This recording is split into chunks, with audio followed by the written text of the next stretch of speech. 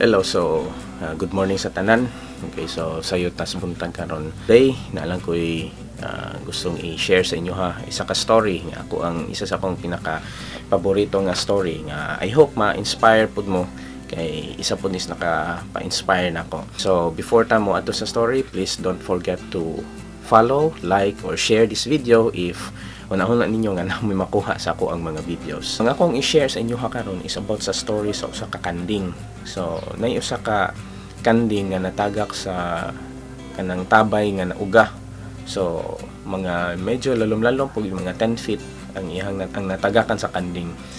So pagkahibalo sa tag-iya nga natagak iyang kanding didto, bisag unsaon nila og kanang bira or kanang kabot sa katong kanding sulay nila luwas, di uwan gid nila makuha. So naka-decide ang katong tag-iya nga iyahan na lang ilubong kay luoy pod nga naara pod didto ang kanding.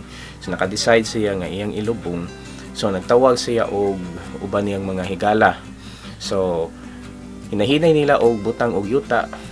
Ilang hinahinay og butang og yuta kay aron ilhan na yung ilubong kay aron dili na magagwanta ang mao nga kanding. By the time nga ilahang gibutang ang gibutangan og yuta ang katong tabay, inig abot din sa abaga sa kanding, igo ra i-shrug off kana bitang ikisi-kisi sa kanding, mga tagak ang yuta.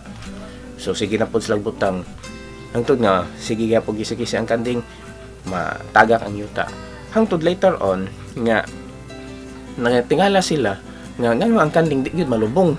So sige lang yun ang tuog kisi-kisi ang kanding hangtod nga nagkataas ang yuta, nagkaibabaw po ang kanding hangtod nga nagkataas ang yuta, nagkaibabaw ang kanding hangtod nga doon na lang yung kaayo mga 5 feet hangtod nga nag 4 feet, nag 3 feet, nag 2 feet hangtod nga nag 1 foot na lang yun nga igo na lang yun nila nga gikuha hangtod nga naluwas ang mga kanding. Ilubong tas mga negative nga mga comments moingon nga di na niya kaya.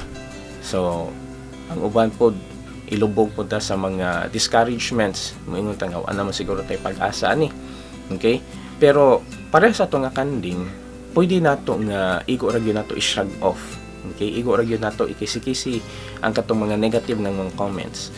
Aron nga ang katong mga negative nga mga comments sinuon mao tay giingon nila nga mahimo na siya nga kanang basihan nato nga mosucceed tas kinabuhi hangtod nga mawala ta sa katong tabay nga uga nga tabay nga nauga nga imbis nga ilubong ta mao ni nay nakapaangat sa atong kinabuhi. So daghan kay mga success stories, siguro kay balo siguro mo sa mga success stories nga daghan kay mga failures sa at point sa ilang kinabuhi, daghan kay failures, but ang katong mga failures, katong mga negative nga mga comments, igo ra to nilang i-shrug off hangtod nga ni-excel sila on what they do.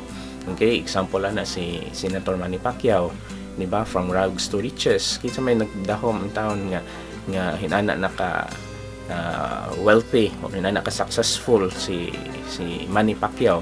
Kinsa pagyod kato si Abraham Lincoln, the greatest president of the United States. Kapila siya napildi sa election, daghang kay mga pagsulay siyang kinabuhi pero nakalampos gyud gihapon siya. Michael Jordan, gi-reject si Michael Jordan og mga basketball teams dayon sa pagyud to dili siya ang number 1 nga pick sa NBA nga draft. You see, daghang kay mga dili perfect, okay? Dili perfect ang ato ang pag kaning gitawag na to travel sa atong kinabuhi. Daghang gyud kani siya pagsulay, kitang tanan wala siguro tao siguro nga walay pagsulay. Kita sigurong tanan na ay daghang pagsulay.